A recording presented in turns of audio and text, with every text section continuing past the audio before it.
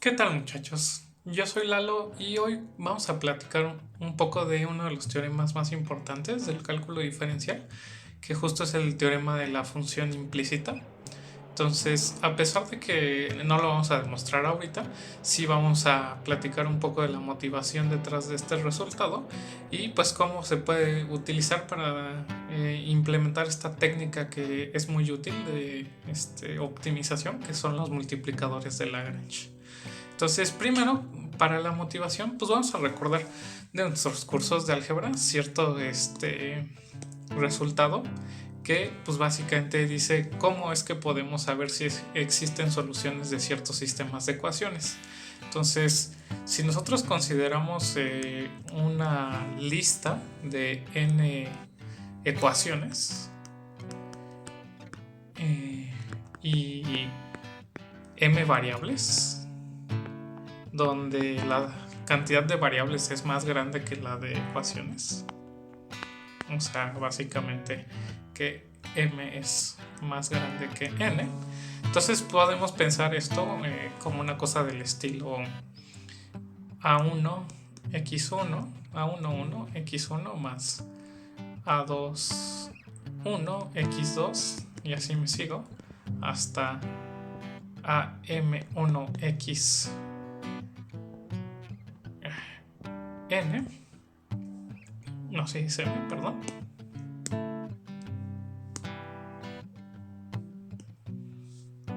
a m1xm igual pues alguna constante b1 y así nos seguimos hasta que llegamos a una cosa del estilo a1n x1 a2n x2 hasta amn xm igual a bm. ¿Sale? Entonces, lo que sucedía en estos casos es que justo por tener una cantidad menor que de variables, pues lo que iba a pasar es que muchas veces estas soluciones pues iban a ser un conjunto bastante grande, ¿no? Un conjunto infinito, si es que existía, necesitamos ciertas condiciones. Entonces, dependía esto de si cierta matriz pues la podemos representar como una parte donde tengamos algo invertible y otra que no. ¿Sale? Entonces lo que podemos hacer es el siguiente despeje suponiendo ciertas cosas, ¿no? Suponiendo básicamente una cosa del estilo de que cierta matriz cuadrada va a ser invertible, vamos a poder hacer una cosa de resolver este sistema de variables en términos de las otras, ¿no? Entonces, suponiendo que la matriz formada por A1, 1, A2, 1 hasta N1 y así me sigo hasta acá abajo, llego a A1N, A2N y llego a ANN. Esto vamos a llamarlo la matriz A. Lo que podemos hacer es la siguiente observación en términos de álgebra lineal. Si nosotros multiplicamos la matriz A por cierto vector, que va a ser el vector justo formado por x1, x2, x3, así me sigo hasta xn, lo que va a quedar justamente es como esta lista de ecuaciones de A1, 1x1, A2, 1x2, así me sigo en la primera entrada, en la segunda entrada la de la segunda, bla bla bla, y según este sistema de ecuaciones pues esto tendría que equivaler al vector b menos haciendo un despeje de esa parte, justamente como el a el a n más 1, 1 por x n más 1, así hasta justamente el am xm, y esto en cada uno de los renglones. ¿Sale? Aquí me falta esto, quedaría bn menos a n más 1 n x n más 1 hasta el AM más 1 XM. ¿Sale? Eso es lo que quedaría. Entonces, justo lo que estoy diciendo es, bueno, pues si esta matriz A es invertible, lo que podríamos hacer en esta ecuación matricial es multiplicar por la inversa de A la izquierda, y lo que podríamos concluir es la siguiente cosa. Al multiplicar por la inversa de A por la izquierda, quedaría que justo el vector dado por estas primeras entradas sería lo mismo que la matriz inversa de A multiplicado por este vector. ¿Sale? Bueno, no lo voy a repetir, pero es este mismo vector. Entonces, con esto lo que estamos logrando ver es, bajo las hipótesis de que esta matriz A sea invertible, podemos escribir cada una de estas variables como algo que tiene que ver con respecto a las otras variables nada más. Entonces, como que de alguna manera cada una de estas variables desde x1 hasta xn están implícitamente definidas por las otras. ¿Sale?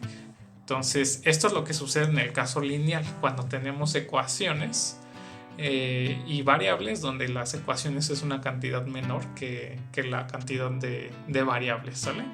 Entonces, bueno, y depende pues de que podamos hacer esto de la matriz inversa, que pues no siempre pasa.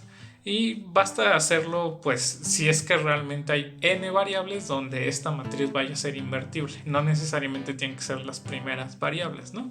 Pero bueno, nada más para ejemplificar, ahorita consideramos justo las primeras n variables. Pero lo importante es que realmente, si me fijo en los vectores columnas de este sistema de ecuación, haya n columnas de ellas que formen una matriz invertible, y con eso puedo hacer este truco de decir, pues entonces este sistema de ecuaciones lo puedo pensar como esta ecuación matricial, suponiendo que esta matriz es invertible.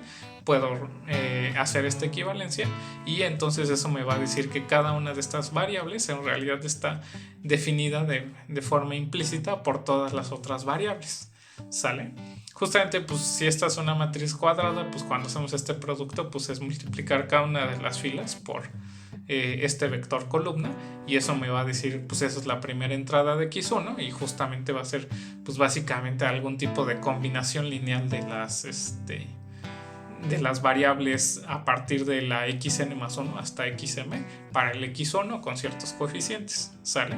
Entonces, pues bueno, esto básicamente nos está diciendo eso. En un caso lineal, cuando tengo un sistema de ecuaciones con estas hipótesis de que tengo más variables que ecuaciones, y además existe una matriz de coeficientes asociados a este sistema de ecuaciones donde la matriz es invertible, entonces voy a poder escribir a ciertas variables en función de las otras. ¿Sale? Entonces, bueno, esto es en el caso lineal. Sin embargo, pues esto motiva el teorema de la función implícita en el sentido siguiente. ¿Qué tal que ahora no tenemos una cosa del estilo un sistema de ecuaciones, sino que tenemos funciones? ¿Sale? Entonces tengo alguna lista de funciones, G1, que depende de ciertas variables. Vamos a poner x1, x2, hasta xn. Y luego algunas variables y1 hasta ym, y vamos a decir que esto sea igual a 0, y tenemos varias de estas, tenemos justamente n de estas condiciones.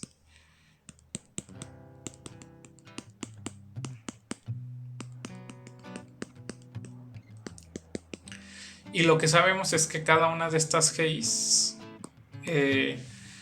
pues van a ser de clase C1, ¿vale? Bueno, ni siquiera necesitamos eso, sino más bien tenemos estas ecuaciones y queremos motivar justo lo que hicimos en el caso anterior. Entonces, en el caso anterior queríamos pues tratar de expresar algunas de las variables en términos de las otras, ¿ok? Entonces, eso dependía de que pudiéramos definir cierta matriz y ver si esa matriz iba a ser invertible o no. Entonces, en este caso lo que vamos a hacer es la siguiente cosa. No podemos definir una matriz tal cual, porque pues esto pueden ser funciones muy arbitrarias, pero sí les vamos a pedir que pues sean diferenciables en ciertas variables y que se hace de cierta clase, para que podamos hacer al menos algo del estilo de hacer una aproximación lineal en ciertos puntos. ¿Ok? Entonces vamos a suponer que tenemos un puntito que es solución de este sistema, ¿no? Entonces eso quiere decir básicamente que tengo aquí un vectorcito x0 y coma y0, que básicamente el vectorcito x0 son de las primeras n entradas y el vector y0 es de las segundas entradas, que es solución de todo este sistema, ¿no? O sea, cumple estas restricciones. Entonces lo que vamos a querer hacer es tratar de ver que cerca de este puntito vamos a poder escribir las variables x del vector x en términos de las variables y, ¿sale? Entonces para eso pues tenemos que tratar de hacer esto de un sistema lineal, pero pues estas funciones obviamente no necesariamente tienen que ser lineales, entonces las vamos a sustituir por su mejor aproximación lineal, ¿sale? En ciertas cosas. Entonces lo que podemos hacer es básicamente pensar en el gradiente de cada una de estas funciones que es is, o más bien no en el gradiente tal cual, sino en parte del gradiente, que va a ser para cada gi. Vamos a pensar en la transformación lineal, que es hacer producto punto por ciertas diferenciales. La diferencial de g con respecto a la primer variable en el puntito x0, y0, y así me sigo hasta la diferencial de g con respecto a la variable xn en x0, y0. Y esto pues va a definir cierta transformación lineal, que vamos a llamarla L1, que justamente es hacer el producto punto por este vector, ¿sale? Entonces pues nos podemos fijar en la matriz formada por pues cada una de estas filas, ¿sale? Entonces la diferencial de G1 con respecto a X1 en X0, Y0, hasta la diferencial de G1 con respecto a Xn en X0, Y0. Y así me sigo con cada una de las condiciones. La diferencial de Gn con respecto a X1 en X0, Y0, hasta la diferencial de Gn con respecto a Xn en X0, Y0. Entonces esto básicamente es como pensar en una aproximación lineal adecuada de todas estas condiciones cuando queremos analizar la situación de este sistema de condiciones. Entonces esta va a ser nuestra matriz A, y lo que dice el teorema de la función implícita es la siguiente cosa. Tenemos nuestras condiciones, tenemos que estas funciones pues tienen estas, si existen sus diferenciales en estos puntitos, sus diferenciales parciales, con eso podemos definir esta matriz. Y entonces vamos a pensar en el caso de que A sea invertible, lo que vamos a poder asegurar es que existe cierta función, existe una función h que va a ir de justamente el r, ¿qué dimensión tenemos? Rm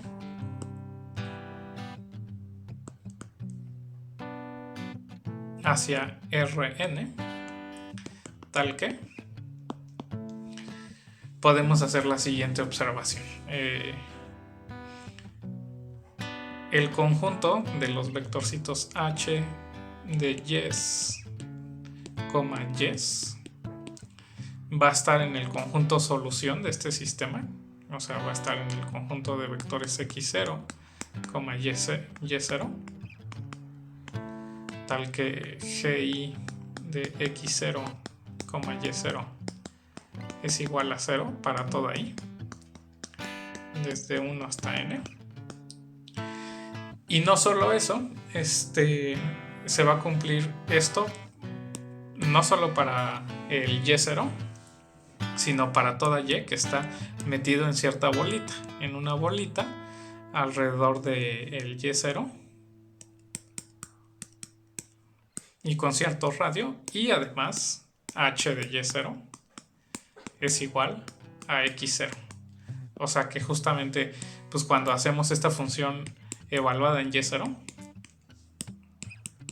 nos está dando el puntito en cuestión en el cual queríamos hacer esta aproximación. ¿Sale? Entonces lo que está diciendo el teorema de la función implícita, de cierta manera, pero para funciones más generales, es que si nosotros tenemos cierto sistema de ecuaciones, que ahora es un poco más general, donde su aproximación lineal dada por ciertas diferenciales define una matriz invertible en cierto puntito, entonces vamos a poder asegurar que las primeras variables están definidas implícitamente por las siguientes variables por cierta función, al menos dentro de una vecindad de este puntito y0, y se va a cumplir esto, ¿no? Que justamente esta asignación pues, hace que cuando me fije en la evaluación en las variables siguientes nos da las primeras variables, ¿no? Entonces eso es lo que dice básicamente el teorema de la función implícita. Es un teorema que es a nivel de cálculo porque pues tiene que ver con las diferenciales parciales, pero que también tiene que ver mucho con la motivación del álgebra lineal cuando analizamos esta situación, pero en el caso de sistemas lineales. Esto es una generalización en el sentido de sistemas no lineales, porque pues estas ecuaciones o restricciones que tenemos pues no tienen que ser lineales, solo deben de cumplir que existen sus diferenciales de ciertas variables, definiendo cierta matriz que va a ser invertible, lo cual pues claramente tampoco es una condición sencilla, porque pues que una matriz vaya a ser invertible es también una cosa especial, pero bueno, con que sucedan estas cosas vamos a poder implementar el teorema de la función implícita en este puntito, ¿ok? Muy bien, entonces pues vamos a precisar bien el enunciado de este teorema para que lo tengamos bien presente y vamos a ver cómo se puede utilizar para demostrar esta técnica que habíamos platicado en otros videos de los multiplicadores de Lagrange. Entonces el teorema dice lo siguiente, aunque ahorita solo dije cosas medio qué condiciones necesitaríamos para implementar esta motivación de las funciones lineales, pues vamos a precisar bien todas las hipótesis que son necesarias. Entonces pues vamos a pensar que tenemos un conjunto de funciones, ¿sale? G1 hasta Gn, funciones con cierto dominio U, un subconjunto de un Rn cruz Rm hacia los reales y un puntito bueno, ahorita digo bien esto. Y a partir de estas funciones definimos S, el conjunto de vectores x0, y0, que pertenecen al Rn cruz Rm, tales que gi de x0, y0, bueno, en general así nada más, las soluciones del conjunto de restricciones. Esto es igual a 0. Básicamente es como la intersección de los conjuntos de nivel 0, justamente para todos los i's. Y ahora vamos a considerar un puntito en este conjunto S. Entonces las hipótesis que vamos a pedir es que cada uno de las funciones sí sean de clase C1 dentro de todo su dominio. Es de clase C1 en todo su dominio, ¿sale? Y vamos a suponer también la condición está de ser invertible, que la matriz formada por las diferenciales parciales de cada una de estas condiciones de restricción en este puntito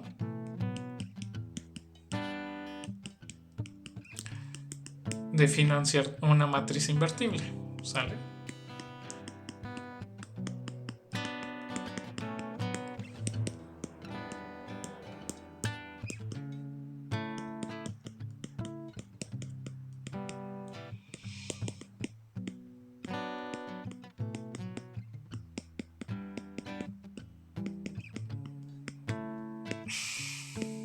Entonces que esto sea una matriz de n por n con enteros reales invertible.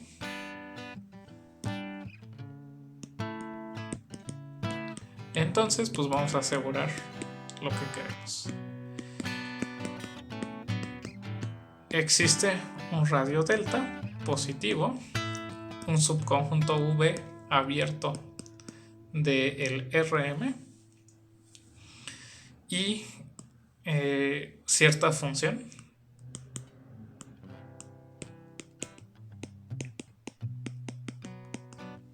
H que va a ir de este subconjunto V de Rm hacia Rn, tal que se satisface la siguiente condición.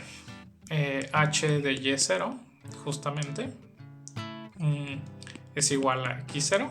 O sea, eso en particular dice que este subconjunto V es una vecindad del Y0 y además este conjunto de H de Y, Y, de manera que Y está en el subconjunto V, coincide con pues, un conjunto de soluciones de este sistema de restricciones, al menos cercano a X0, ¿no? Entonces es justamente la intersección de las soluciones con la bolita de radio delta alrededor de el X0, Y0.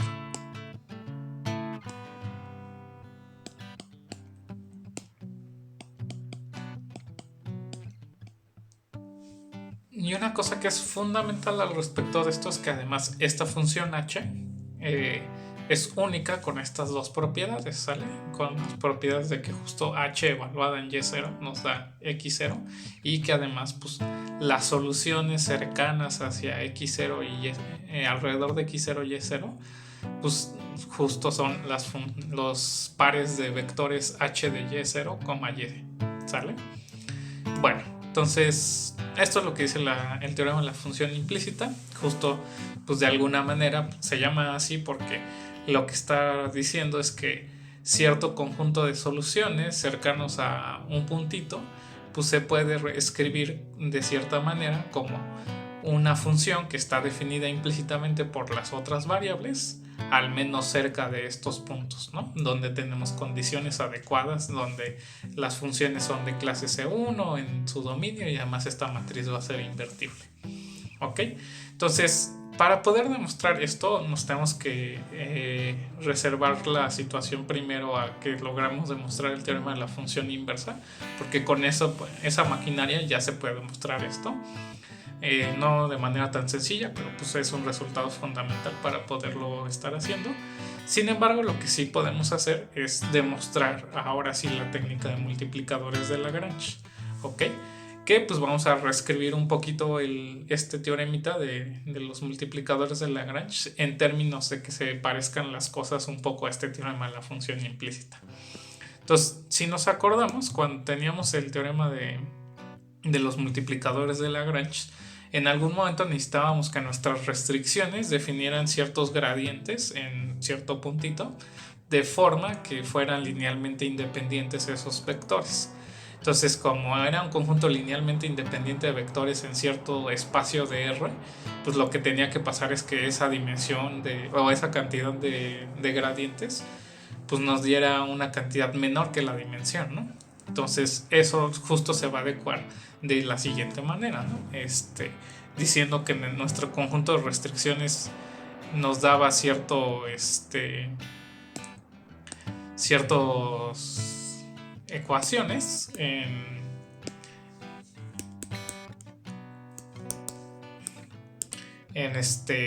un Rn cruz Rm, ¿sale? Hacia los reales, de manera que pues, se cumplen las condiciones estas de que x0, y0, que es un puntito de Rn cruz Rm, es solución de las restricciones, que básicamente lo que quiere decir es solución de G1 de X0, Y0 es igual a 0 hasta Gn de X0, Y0. Y se cumple lo de las cosas de independencia lineal, que es que los gradientes de estas GIs en estos puntitos definen un conjunto linealmente independiente. Un conjunto linealmente independiente de ¿cuántos vectores? Justo de n vectores. ¿Sale? Entonces lo que podríamos decir bajo estas hipótesis es que si f es una función que va de cierto subconjunto abierto de nuestro Rn cruz Rm hacia los reales, donde f alcanza un máximo o mínimo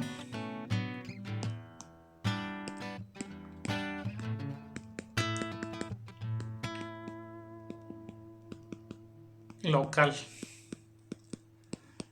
en X0, Y0, restringido justamente al conjunto de soluciones.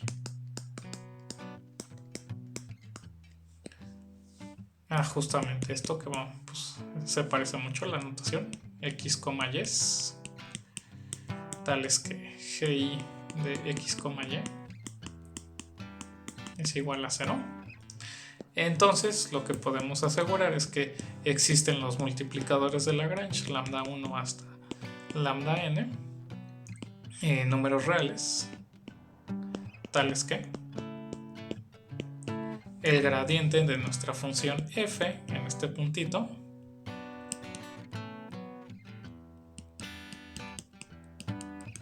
es lo mismo que pues, la combinación lineal de los gradientes.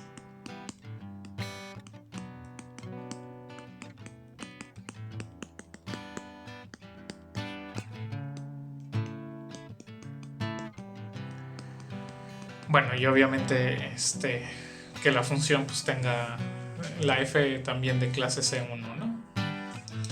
Entonces, ahora pues ya está escrito un poquito más parecido a las hipótesis del teorema de la función implícita. Justo tenemos n condiciones de cierto espacio Rn cruz Rm a los reales, y estamos hablando como de cosas que están dependiendo de pues estar trabajando en cierto conjunto de solución de las restricciones. ¿Sale? Entonces pues hay que mostrar este teorema. Entonces la demostración va de la siguiente forma. Aplicando el teorema de la función implícita necesitamos sacar cierta información primero, ¿vale? Entonces lo que vamos a poder hacer es la siguiente cosa con el teorema de la función implícita. Cuando nos fijamos en la matriz que se está formando por los gradientes de estas funciones restricción, G1 con respecto a X1, así, hasta justamente G1 hasta el YM en este caso, en el puntito X0, Y0. Y así hasta que llegamos a la n, a la restricción enésima. Al decir que estos vectores a nivel de filas están formando un conjunto linealmente independiente, lo que nos está diciendo es que la matriz que está formada por estas entradas tiene rango, justamente la cantidad de filas, ¿no? que tiene rango n, ¿sale? Y por un resultado que tenemos de álgebra lineal, si una matriz tiene rango n por filas, entonces también tiene rango n por columnas. Que tenga rango n por columnas, lo que quiere decir es que pues existen n columnas que nos están dando un conjunto de vectores linealmente independientes. Entonces, sin pérdida de generalidad, justamente vamos a suponer que son las primeras columnas, si no solo hay que hacer un renombre de las cosas. Y entonces, si nos fijamos en la matriz ahora sí formada por estas cosas, desde X1 hasta Xn, y cada una con las restricciones, obviamente en el puntito x0, y0, pues estamos obteniendo una matriz cuadrada, porque ya no es de n por n, donde el rango por columnas es n, o sea, justamente el tamaño de la matriz cuadrada. Eso quiere decir que esta matriz va a ser invertible. ¿Sale? Entonces, por esas hipótesis, esto de aquí es invertible. Y entonces podemos utilizar el teorema de la función implícita con estas condiciones, ¿no? Para el puntito x0, y0 y estas condiciones desde la g1 hasta la gn, para decir que ocurre ciertas cosas, ¿no?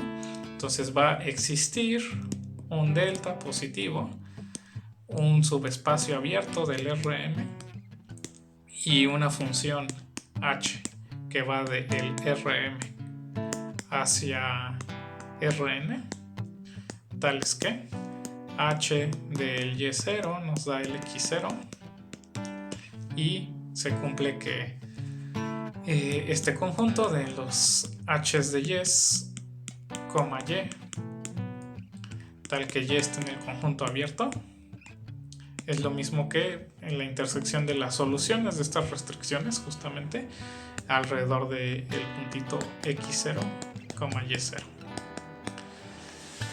Ok, muy bien. Entonces, básicamente toda esta información que escribí aquí abajito, pues nos las está dando el teorema de la función implícita, ¿sale? Entonces, ahora hay que saberla utilizar para tratar de demostrar el teorema de los multiplicadores de Lagrange.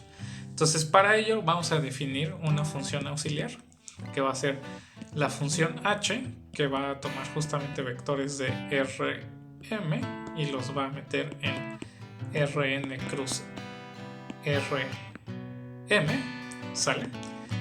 Y lo que va a hacer justo es pues, asociarle estos vectores, ¿no?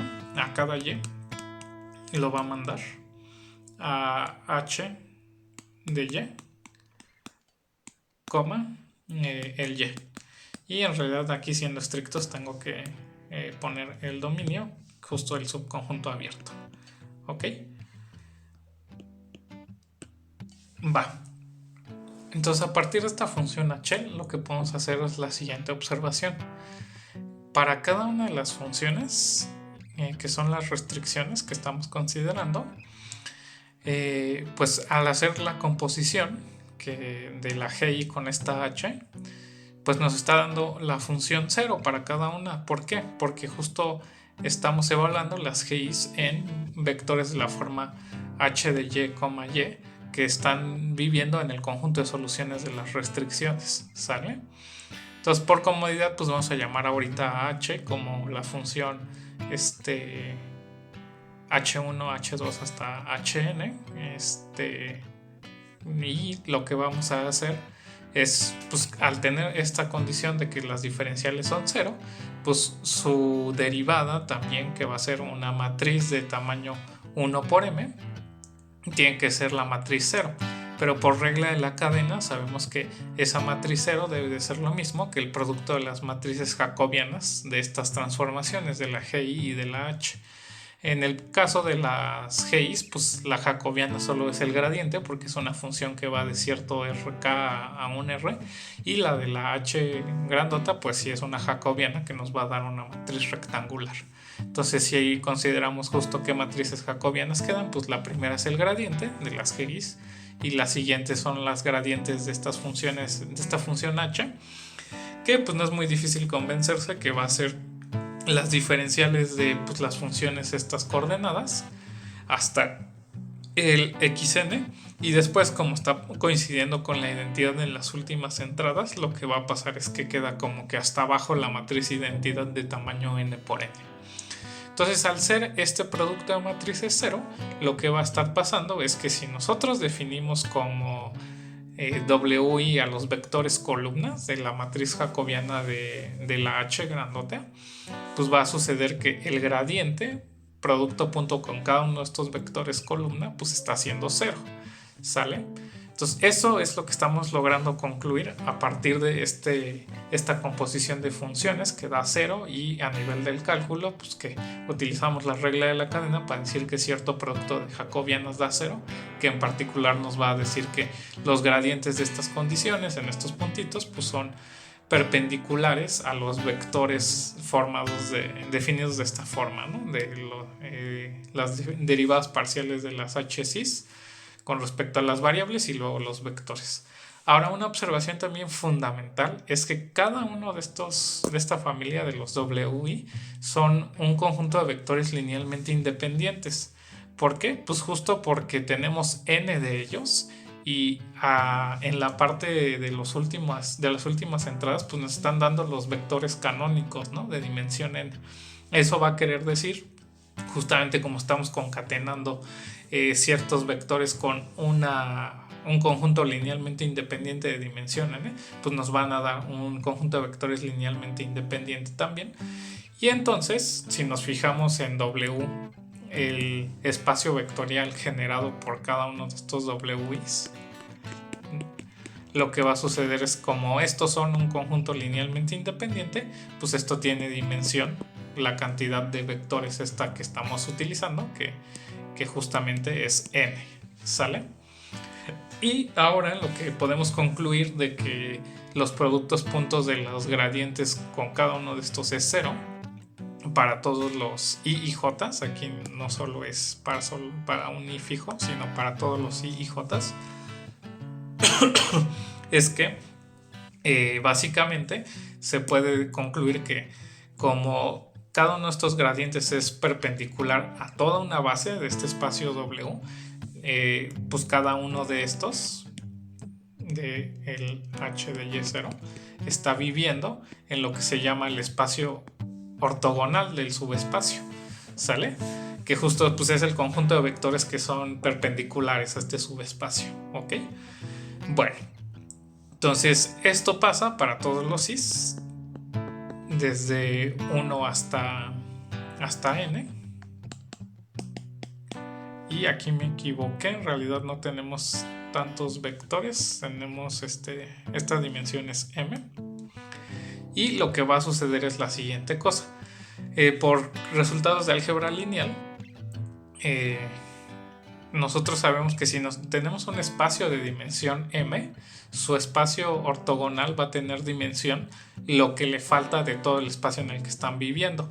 Todos estos vectores viven en un Rn cruz Rm, entonces justamente la dimensión del ortogonal más la dimensión de este solito pues tiene que ser n más m, pero ya vimos que la dimensión de este es m, entonces la dimensión del ortogonal debe ser n, ¿sale? Y está cumpliéndose que cada uno de estos h de y0 en realidad pues ya nada más queda x0, y0. Se está cumpliendo que estos n vectores están viviendo dentro del espacio ortogonal, por lo que estamos concluyendo ahorita, y son linealmente independientes. Entonces eso implica que esto es una base de este espacio ortogonal, porque pues estamos teniendo un conjunto linealmente independiente de tamaño justo la dimensión de este espacio. Entonces eso nos dice que es una base, ¿sale? Entonces aquí es donde vamos a utilizar el hecho de que van a existir ciertos escalares que nos van a dar la combinación lineal. Ahora basta con que probemos que el gradiente de la función f vive en el espacio ortogonal para poder decir que va a existir una combinación lineal de estos vectores que nos da el gradiente de la función f, ¿sale? Entonces, pues con que probemos eso ya vamos a tener el teorema de los multiplicadores de Lagrange. Entonces, ¿cómo le vamos a hacer? Pues justo vamos a considerar la composición f con h, que va a ir pues del subconjunto abierto del Rm hacia los reales. Y lo que va a suceder es, como f tiene un máximo o mínimo local en S, y justo la h está dando puros vectores que están en este conjunto solución en S local, en S y en el puntito x0, y0, pues lo que debe de suceder es que este punto va a implicar que en y0 se alcanza un punto máximo y mínimo local de esta composición. Entonces implica que esto es un máximo o mínimo local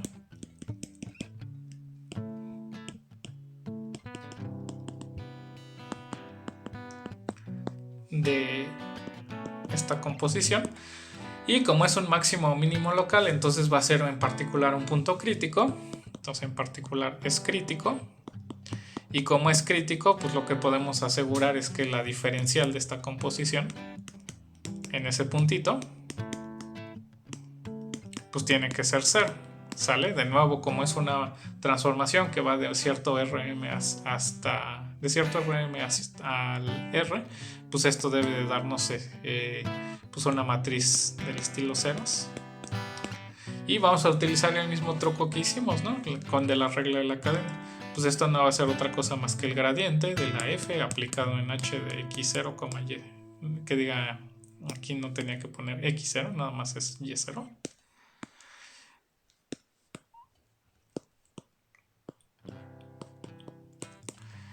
Producto con el jacobiano de esta matriz h en el y0, ¿sale? Entonces esto es igual a la matriz 0. Y pues esta pues ya la definimos hace ratito, justo es la matriz que tiene pues a nivel de columnas los Ws, ¿sale? Y pues lo que va a estar pasando es que como este producto de matrices es la matriz 0, pues lo que sucede es que el gradiente de esta de la f en h de y0, que ya sabemos que justo es x0, y0, producto punto con cada uno de los Ws j para todo j desde 1 hasta m, pues tiene que ser 0, ¿sale?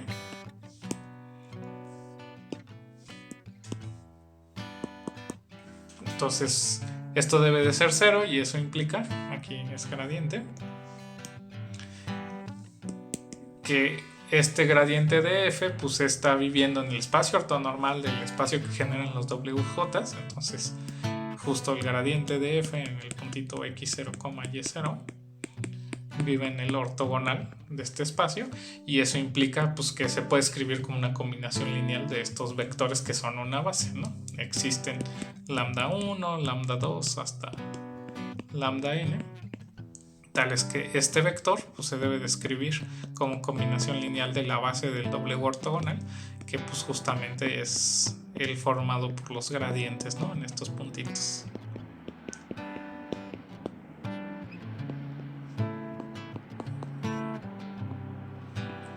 Ok, y pues ahí tenemos el resultado de los multiplicadores de Lagrange. Entonces este resultado, esta demostración, pues sí es un poquito pesada, depende muy fuertemente del teorema de la función implícita, porque aunque tal vez no parecía claro cómo lo íbamos a implementar, fue muy importante que pudiéramos definir la función h grandota de manera que su jacobiano quedara una cosa de este estilo de aquí, para que pudiéramos hablar de cierto espacio ortonormal y habláramos con estas cosas de jugar de las dimensiones y todo esto, y poder hacerlo de las combinaciones lineales al final y al cabo. Justo la demostración depende de demostrar que el gradiente vive de la función f en este puntito vive en cierto espacio ortonormal, donde ya sabemos que los gradientes de las restricciones son una base, ¿sale? Entonces ese es como el meollo de todo el asunto, y eso lo pudimos hacer en base de que cierto producto de matrices nos daba 0 para que existieran ciertas condiciones de ortogonalidad, ¿no? Al respecto. Entonces, bueno, con esto se queda como este video, la implementación del teorema de la función implícita para demostrar el teorema de los multiplicadores de Lagrange, y pues en los siguientes 2 videos extras que vamos a tener vamos a demostrar el teorema de la función inversa, que implica el de la función implícita, y pues vamos a platicar de esto, ¿sale? Entonces de mi parte sería todo por este video y nos vemos en la próxima.